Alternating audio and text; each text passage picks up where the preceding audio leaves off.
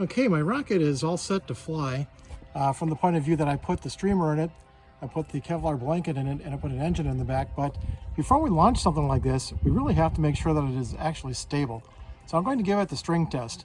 So I put this string on here, actually threaded it through the two launch lugs that I have, because center of balance is somewhere in the middle of the first set of fins. So this is a problem that the center of gravity is pretty far back, but I do have a large engine, a C65 in it. So this is going to be probably the biggest engine I'm going to fly with. So let's go ahead and fly it. Now I do not have the weight in the center.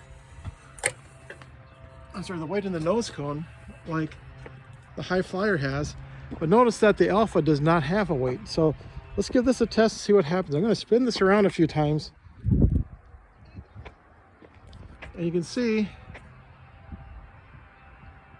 try just a little bit more slowly. See the rocket as it passes in front of us. So swing this around. It's flying correct, it's flying straight. So we can see this rocket is stable. I can go ahead and finish the recovery system, put it all together, and get it ready for launch. Now, the other rocket I built, the Viking rocket, as I spun it around, it went tail first. Obviously that meant if I launched it, it would go off the launch pad, then the tail would try to go forward, but the tail has the engine in it, so it would basically cartwheel around.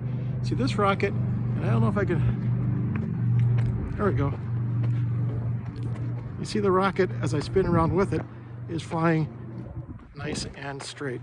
So I'm going to go ahead, finish up the recovery system for this rocket, put the Kevlar cords in, everything else. So what's inside of the rocket, I'll just comment on that. Inside of the rocket is the streamer, which has fully been built.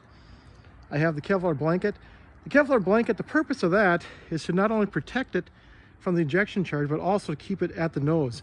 That keeps the weight forward so it doesn't shift when it's being launched, which can cause some problems. And then the engine in the back, which is the weight that's going to bring it backwards. So all these things have to be in place before you can do the string test, and it looks like I'm all set to fly. So there it is. This is, again, the brilliant sparkle paint is just beautiful looking.